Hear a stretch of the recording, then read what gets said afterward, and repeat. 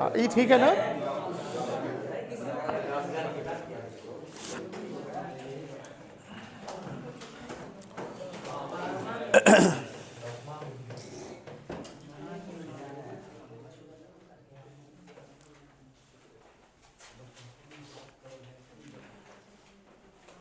अभी से वे कोई बच्चा अगर इन करते हैं तो उन पे आप नोटिस नहीं करेंगे, आराम से वो जहाँ बैठेंगे बैठने दीजिएगा।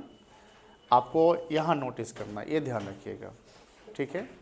लेक्चर 1 से 4 तक हुआ अभी तक, ठीक है। लेक्चर 1 इंट्रो गया, लेक्चर 2 ऑपरेटिंग, इन्वेस्टिंग और फाइनेंसिंग के इनफ्लो आउटफ्लो को समझें। लेक्चर 3 में डायरेक्ट मेथड को थोड़ा सा समझें एंड उस पर हम लोग ने एग्जाम्पल्स एंड क्वेश्चन किया और प्रॉपर कॉन्फिडेंस से आपने किया। लेक्चर 4 जो कल का काफ़ी इंपॉर्टेंट लेक्चर गया था, जहाँ cash flow from operating activity जो इनडायरेक्ट मेथड से बनाते हैं, उसमें उस एक्टिविटीज पे पहुँचने से पहले 2 स्टेप्स फॉलो करने हैं। उसमें हमने पहला स्टेप समझा net profit before tax and extra ordinary items. Net profit before tax and extra ordinary item निकालने के लिए हमें कहीं ना कहीं 2 में से कोई भी वे पकड़ना है, वो given according to the question होगा, इधर from the way of SPL और from the way of balance sheet, ठीक है।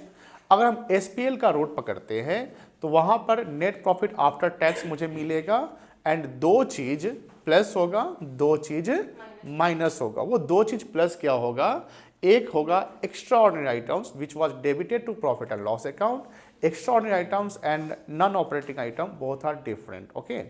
Extraordinary items is what? Loss by theft, loss of asset by fire, है ना। ये सब क्या है आपका extraordinary items है।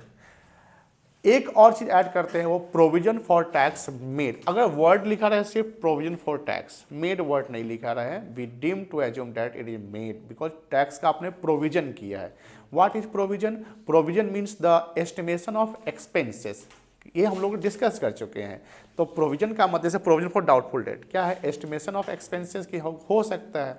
तो टैक्स का प्रोविजन हमने किया, जो अब प्रोविजन को पीएल में हम डेबिट कर दिए, तो टैक्स मेड को हम लोग यहाँ पर एडजस्ट करते हैं। ये 2 आइटम ऐड होता है और 2 आइटम को हम माइनस करते हैं। वो 2 आइटम जस्ट अपोजिट ऑफ जो प्लस हो रहा है। एक है एक्स्ट्रा आइटम जो क्रेडिट हो रहा है पीएल में and it is insurance claim received, है ना, या कॉम्पनसेशन आपको कोई आता है जो एक्स्ट्रा ऑर्डिनरी आइटम से लॉस वगैरह हुआ उसका कोई क्लेम आता है। दूसरा चीज क्रेडिट माइनस करते हैं इनकम टैक्स रिफंड, ठीक है ना।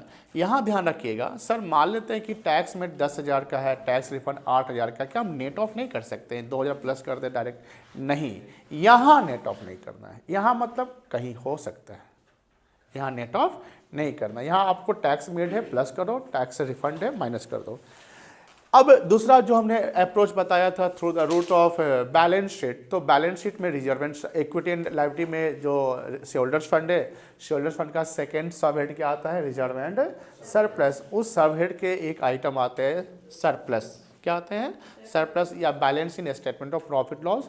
तो we have to compare the profit data from current year to the previous year. तो करेंट ईयर और प्रीवियस ईयर के डेटा से हम देखते हैं कि प्रॉफिट कितना इंक्रीज किया है। प्रीवियस ईयर से ज़्यादा करेंट ईयर में अगर है तो वो प्रॉफिट कहलाएगा, प्रीवियस ईयर से कम अगर करेंट ईयर में है तो वो क्या कहलाएगा, लॉस। ये भी ध्यान रखिएगा कि मान लेते हैं कि लास्ट ईयर 1 लाख का लॉस है, लास्ट ईयर क्या है, 1 लाख का लॉस है और इस साल 2 लाख का प्रॉफिट दिख रहा है। इसका मतलब हुआ कि total profit during the year कितना कमाया गया है, 3 लाख कमाया गया। कोई दिक्कत नहीं है। तो एसपीएल में जो प्रॉफिट है वो प्रॉफिट आफ्टर टैक्स, उसमें 5 चीज ऐड करेंगे। कितना चीज ऐड करेंगे? 5 चीज ऐड करेंगे। पहला है extra item debit to PL, दूसरा है provision for tax made during the year, तीसरा है interim dividend paid during the year, चौथा है propose dividend of previous year and पांचवा है ट्रांसफर टू जनरल रिजर्व या WCR भी आ जाएगा, DRR भी आ जाएगा। आप लोग ऐड ऑन कर लीजिएगा, WCR भी आ जाएगा, DRR यानी जो रेवेन्यू प्रॉफिट से रिजर्व गया, डिवेंचर रिडम्पशन रिजर्व या CRR capital redemption reserve, these are the reserve which are created from the revenue profit. कोई दिक्कत नहीं है। 2 आइटम ही यहाँ माइनस करना है। वो 2 आइटम कौन है? Extra item created to PL and income tax refund. यहाँ जब हम एडजस्टमेंट करते हैं तो हमारा रिजल्ट आता है net profit before tax and extra ordinary item, और इस पे हमने इलस्ट्रेशन 15 से लेकर 21 तक दिया था। सबका डन है, डाउट नहीं है? नहीं है। हमने कुछ क्वेश्चन भी दिया था, आई थिंक 10, कितना क्वेश्चन दिए थे याद है आपको? कितना तक? 5 से 8 दिया था। उसमें कोई doubt? Crystal clear, proper confidence है, कोई दिक्कत नहीं है? Can we proceed further? Okay. तो अब हम लोग चलेंगे, अब देखिए ध्यान से, अब ध्यान दीजिएगा यहाँ पे सेकेंड स्टेप पे। जैसे आपने कल कॉन्सेंट्रेशन से सुना था, आज भी सुनिएगा। कोई भी बच्चा अगर डिस्टर्ब कर रहा है उससे साइड हो जाइएगा और उसका कंप्लेन आप यहाँ कर देंगे। हम लोग हाँ देखिए, cash flow from operating activities पे अभी नहीं पहुंचे, उससे पहले के स्टेप्स को फॉलो कर रहे हैं वहां पहुंचने के लिए, जिसमें हमने पहला किया net profit before tax and extraordinary items. And then अच्छा, ये जो रिजल्ट लाना है, अगर हमें कैश फ्लो स्टेटमेंट बनाना है तो this will be calculated in working notes में बनेगा, ये फॉर्मेट में नहीं आएगा, ये भी ध्यान रखिएगा। आप अलग से इसका कैलकुलेशन कर लेंगे और जो net profit before tax and extraordinary item आ रहा है उसको आप फॉर्मेट में डालेंगे, ये रिजल्ट 10,000 जो भी रिजल्ट है। एंड देन आगे के स्टेप चलेंगे। आगे के स्टेप में जो सेकेंड स्टेप है वो निकालना है मुझे, शब्द पे ध्यान रखेंगे, operating profit before working capital change. इसका मतलब क्या है? सिंपल, अकाउंटिंग रेशियो पढ़े, याद है? अकाउंटिंग रेशियो में हम लोगों ने ऑपरेटिंग प्रॉफिट रेशियो सीखा, याद है? क्या फॉर्मूला था? Operating profit into 100 divided by revenue from operation. Same वही ऑपरेटिंग प्रॉफिट यहां लेना है, वही ऑपरेटिंग प्रॉफिट लेना है, बट ऑपरेटिंग प्रॉफिट गिवन नहीं रहेगा, you have to calculate the operating profit.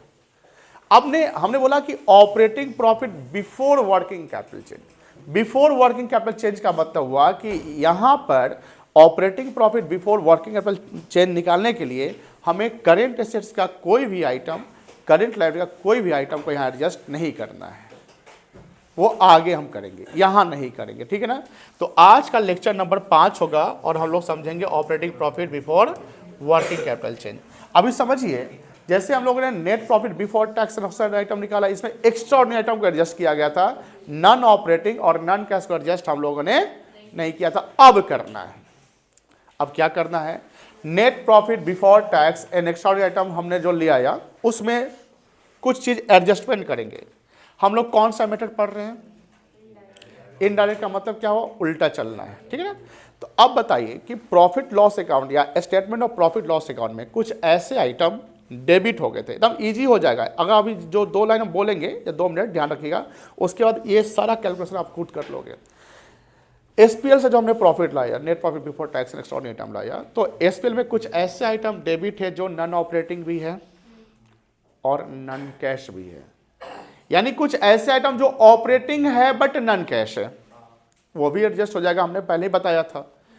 कोई एक आइटम बताइए, ईदर ऑफ वन, कोई ऐसा आइटम जो ऑपरेटिंग एक्सपेंसेस तो है बट वो नॉन कैश है।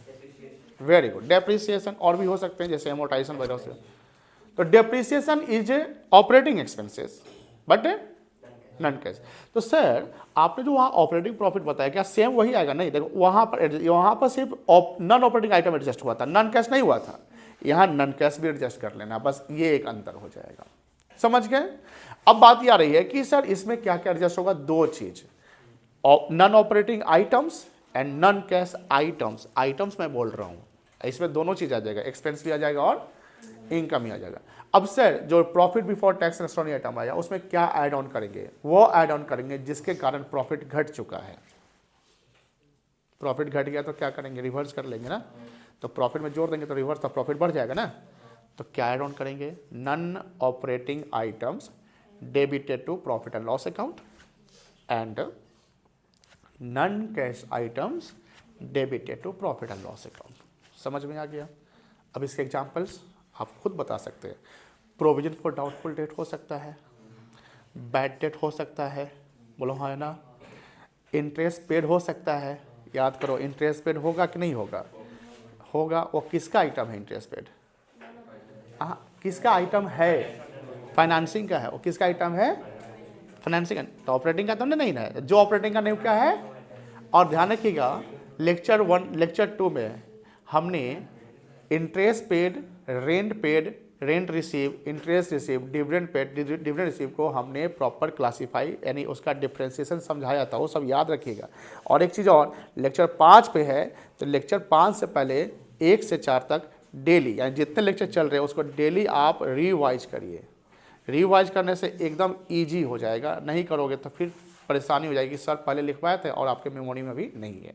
चलिए, तो आपने बोला कि सर जैसे इंटरेस्ट पेड ऐड हो जाएगा, बोलो हाँ या ना। अभी क्या ऑर्डर बोला था, डाउटफुल डेट्स हो जाएगा, बैड डेट हो जाएगा, एमोर्टाइजेशन हो जाएगा, बोलिए, डेप्रिसिएशन हो जाएगा, बोलिए, डिविडेंड पेड नहीं होगा क्योंकि डिविडेंड पेड उधर हो गया, ध्यान रखिएगा। सर डिविडेंड पेड उधर हो गया तो इधर करेंगे, नहीं करेंगे। मेरी बात समझ में आ रही है ना। सर डिविडेंड पेड यहाँ इसलिए नहीं हो रहा है क्योंकि वो तो हमने उधर ही एडजस्ट कर लिया ना, कोई दिक्कत नहीं है। और क्या होगा, loss on sale of assets, ये हो सकता है। लॉस ऑन सेल, लॉस में फायर नहीं आएगा। सर क्यों नहीं आएगा, अरे वो तो एक्स्ट्रा ऑर्डिनरी है, वो तो उधर गया, कोई दिक्कत नहीं है। और कोई आइटम बताइए जो नॉन ऑपरेटिंग या नॉन कैश होगा, बताइए, सोचिए।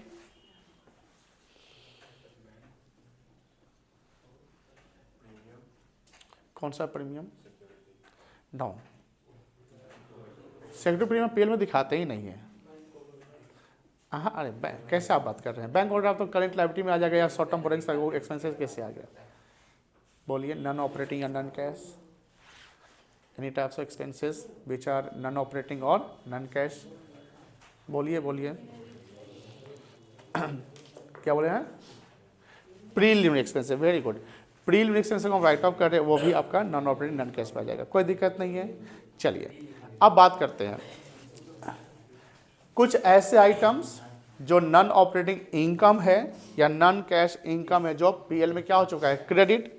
तो पीएल में क्रेडिट तो प्रॉफिट क्या हो गया है, तो रिवर्स करके क्या करेंगे, माइनस करेंगे। जैसे बोलिए, रेंट रिसीव, रेंट वो इन्वेस्टिंग आइटम है, नॉन ऑपरेटिंग आ जाएगा। इंटरेस्ट रिसीव, यहाँ डिविडेंड रिसीव आ जाएगा। हाँ, डिविडेंड पेड नहीं आया, डिविडेंड रिसीव आ जाएगा। देख लो दोनों में अंतर हो गया है। डिविडेंड पेड जब इशू पे कर रहे हैं तो वो उसका यूज कहाँ कर लिया हम लोग, net profit before tax and extra ordinary item है, तो उधर ही हो गया एडजस्टमेंट। और डिविडेंड रिसीव वहाँ नहीं हुआ है, एडजस्ट है, तो डिविडेंड रिसीव हम इन्वेस्टिंग का पार्ट, क्योंकि इन्वेस्टमेंट की है तो वहाँ से हो रहा है ना, तो डिविडेंड रिसीव हो जाएगा आपको, कोई दिक्कत नहीं है। तो ये सब चीज़ें जो है आपके नॉन ऑपरेटिंग आइटम्स हैं जिसको हम एडजस्ट कर देते हैं और ये सारा एडजस्टमेंट हो जाता है, तो एक रिजल्ट आ जाएगा operating profit before working capital changes. This is the second step, this is the second,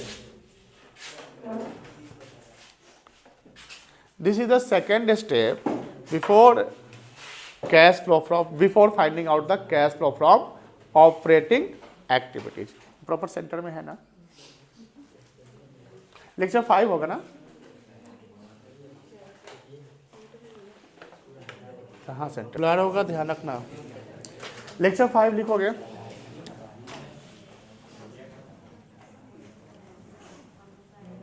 और डेट कितना है,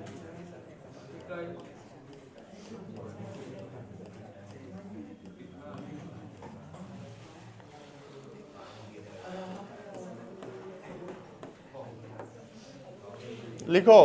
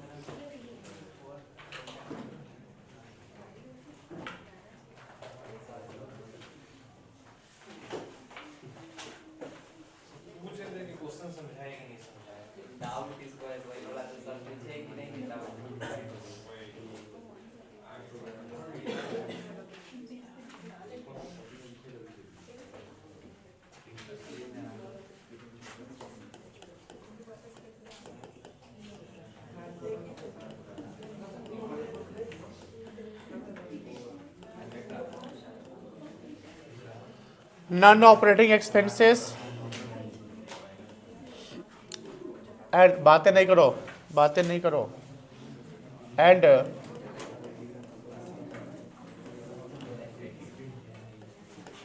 non cash expenses which was debited to। अच्छा बताओ, कोई ऐसा एक नॉन ऑपरेटिंग आइटम है, नॉन ऑपरेटिंग एक्सपेंस है, कोई नॉन ऑपरेटिंग एक्सपेंस है और पीएल में डेबिट नहीं हुआ है, तो ये एडजस्ट कर लेंगे। नॉन ऑपरेटिंग एक्सपेंस से पीएल में डेबिट नहीं हुआ है तो क्या एडजस्ट कर लेंगे? नहीं करेंगे, बिकॉज वहां पर प्रॉफिट पे कोई इंपैक्ट नहीं आया है। चलिए इसमें क्या क्या हो सकता है बताओ बेटा।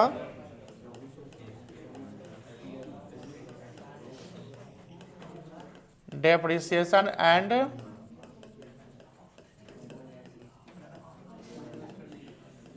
एमोर्टाइजेशन,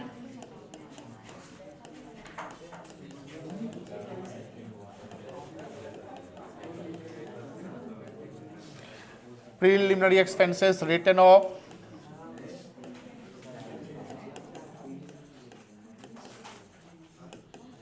bad debts,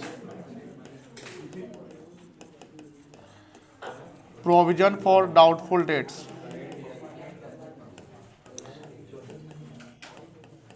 अच्छा यहां बताओ, सुनो ध्यान से, यहां ध्यान से देखना, provision for doubtful date mentioned है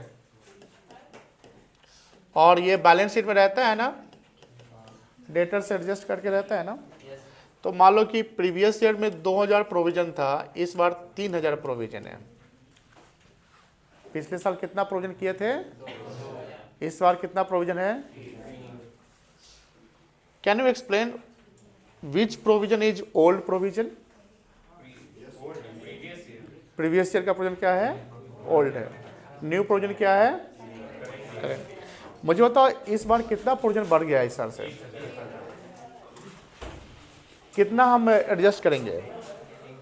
और वहां पर ऐड करना है तो कितना ऐड करेंगे, एडजस्ट करेंगे? बोलिए। पहले से 2000 कर किए हुए ना, पहले से कितना किए हुए हैं तो पहले एडजस्ट हो गया होगा ना। इस बार तुम्हारा 3 है तो वो एक्यूमुलेट हो गया ना, 2000 तो ऑलरेडी उसमें कवर अप है ना। तो इस बार एडजस्ट जो यहां पर करेंगे वो 1000 करेंगे। यानी जब आपका प्रोविजन, ध्यान सुनना, जब आपका provision for doubtful debt increase करेगा, उस बच्चा को थोड़ा सा खड़ा कराइए, उसको तुम्हारा हम हरकत देख रहे हैं।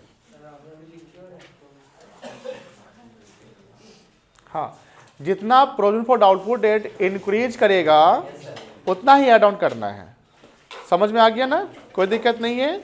अब सर सवाल ये है कि मान लेते हैं कि पिछले साल 3000 था, अब 1500 हो गया। अब बताइए, अब यहाँ पर क्या हुआ है, अब क्या करोगे? अब माइनस हो जाएगा, तुम्हारा एक्सपेंसेस कम गया है, तो कहने का इनकम का रूप है ना, ध्यान रखिएगा। यानी हमेशा provision for doubtful debt add ही होगा नहीं बेटा, ध्यान रखिएगा। अगर बैलेंस शीट के रूट से जा रहे हैं तो डाउटफुल डेट को चेक करो, इंक्रीज है कि डिक्रीज है। अगर इंक्रीज है तो ऐड ऑन, डिक्रीज है तो माइनस कर लेंगे, कोई दिक्कत नहीं है। समझिए यहां पर इंक्रीज हुआ है 1000 से और यहां पर आपका डिक्रीज हुआ है 1500 से। चलो और बताओ, और कुछ बताओ। इंटरेस्ट पेड हो जाएगा,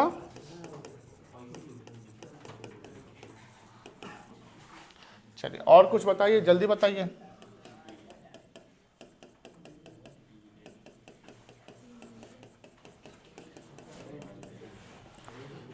loss on sale of asset हो जाएगा,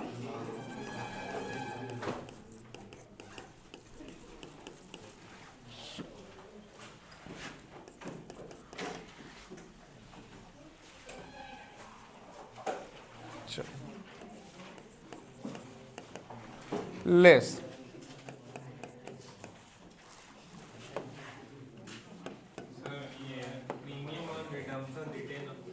हाँ हो सकता है। Non operating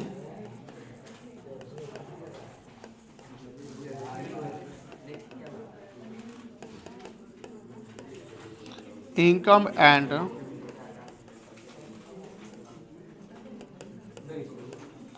non cash income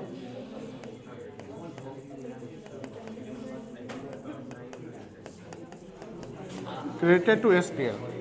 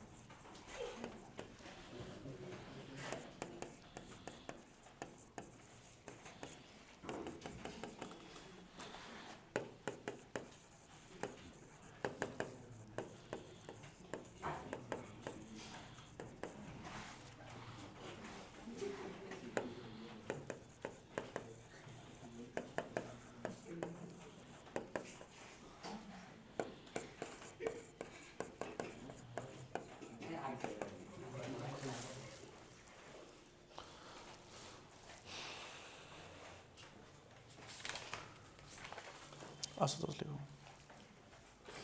mobile हटाओ वहाँ से।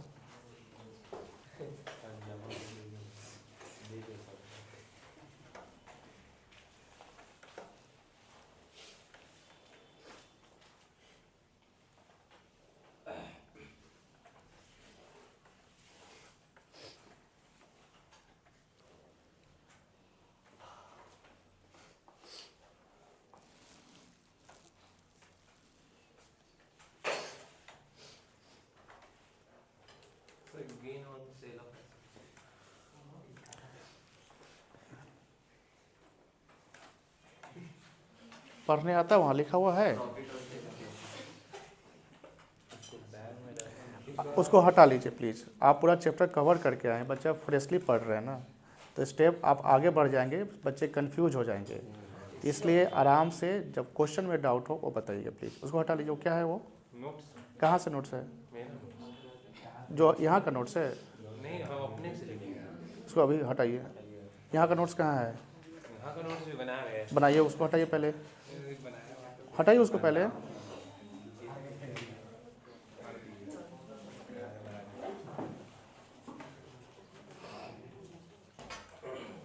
यहाँ लिखिए। मैंने आपको कल भी बोला था और आज भी बोल रहा हूँ, don't move one step further. जहाँ पर यहाँ पर अभी टॉपिक चल रहा है, बस वहीं पे स्टे करना है।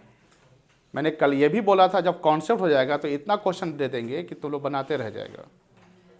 इसलिए अभी जहाँ पर, क्योंकि चैप्टर बहुत इंपॉर्टेंट है, टॉपिक इंपॉर्टेंट है, एक एक पॉइंट इंपॉर्टेंट है, ध्यान रखना है, ठीक है ना। चलिए एक और आइटम इसमें आ जाएगा,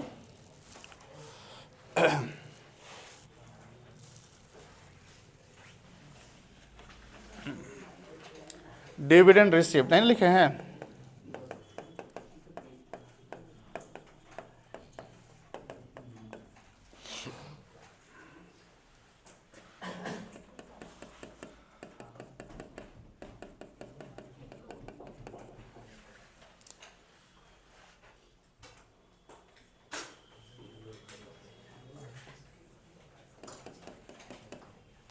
जब यहाँ जो रिजल्ट आएगा ना एडजस्ट करने के बाद, इसी को क्या बोलेंगे बेटा, बोलो, operating profit before working capital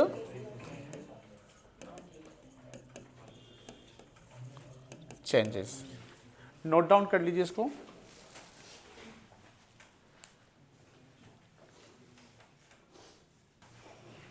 साक्षी, आप कर रहे थे पीछे कोई पिछले टॉपिक का कोई क्वेश्चन डाउट था आपका? कौन सा क्वेश्चन था?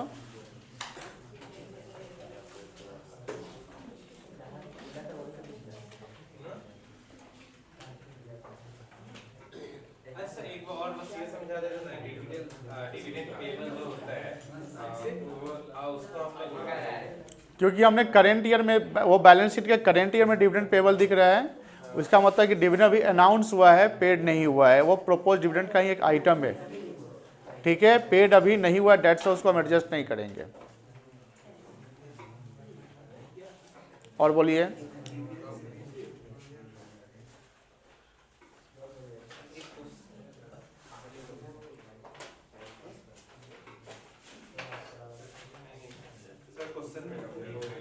हो गया?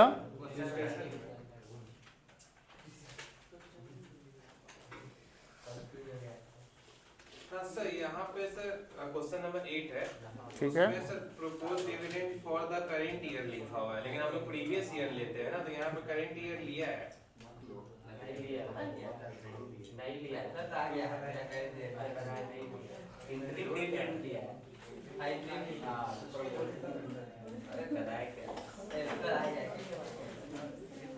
ये सब समझाइए।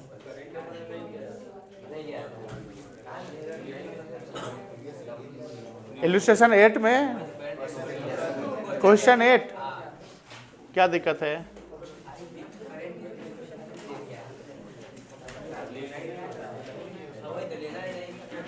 शायद ये नहीं है क्या?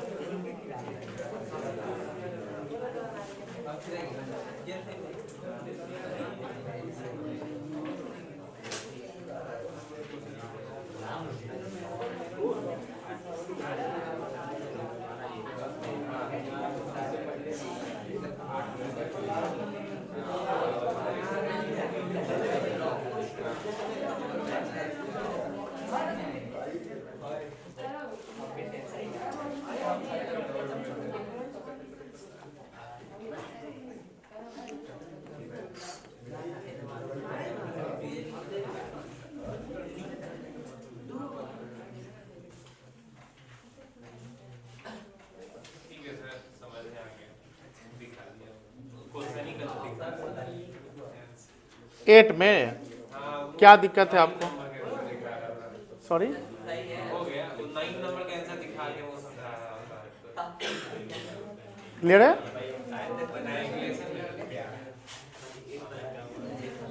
और किसी को कोई पॉइंट में डाउट है?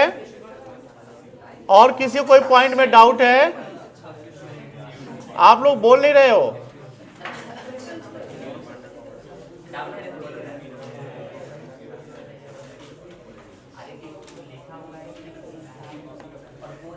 सुनिए,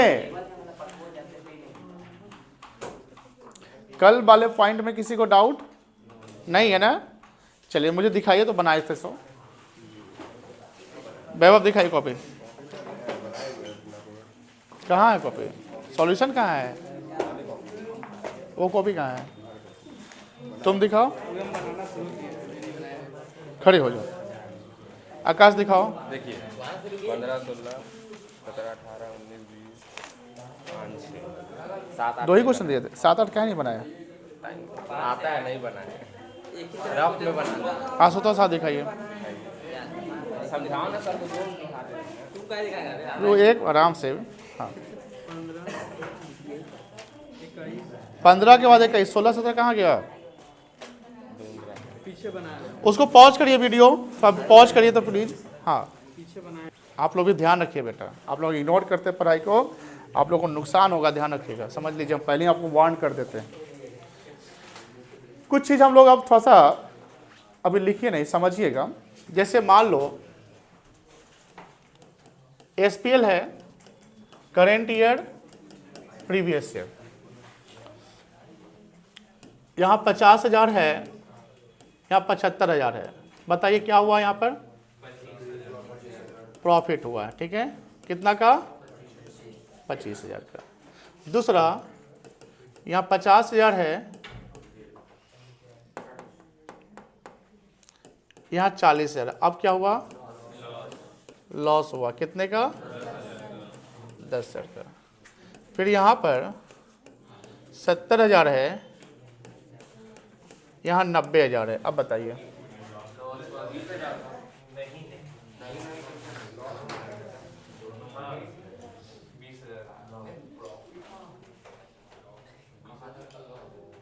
क्या हुआ? पहले लॉस कितना था? ब्रैकेट मतलब लॉस।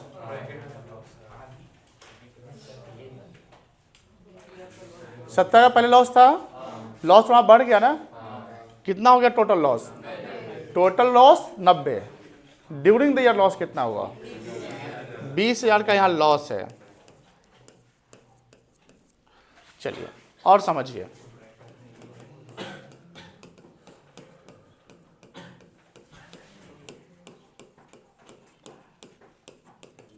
अब बताओ क्या हुआ है? 70 का लॉस पहले था, अब लॉस कितना हो गया? लॉस तुम्हारा कम गया ना, तो लॉस कमने का तो प्रॉफिट की लॉस। प्रॉफिट कमाया कितना का? 30,000 का।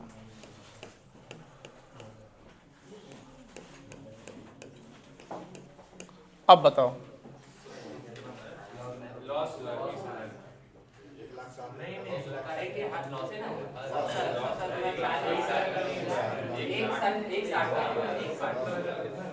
कितना का लॉस है? देखिए ध्यान से, यहाँ 20,000 का लॉस नहीं होगा। पहले तुम प्रॉफिट में थे, पहले से प्रॉफिट कितना था?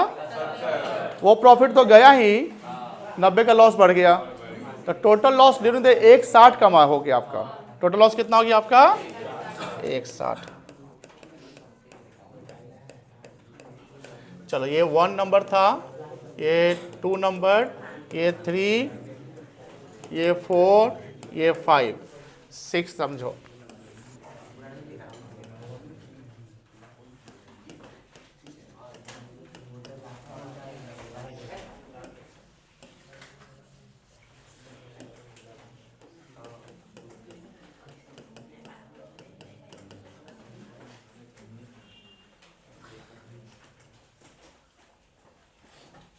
हम मोटिवेट भी करते हैं, समझाते भी हैं, कभी कभी मन करता है तो मारते भी हैं। और हर साल 12th में एक हिस्ट्री एओसी का रहा है कि कोई ना कोई बच्चा लास्ट तक पिटाई खा के गया है। तो अब देखिए जो समय है ना, जितना नज़दीक आएगा उतना खतरा है आपके बॉडी के लिए, ध्यान रखिएगा। चलिए, और इससे मेरा भी कंसंट्रेशन खत्म कर देता है सब।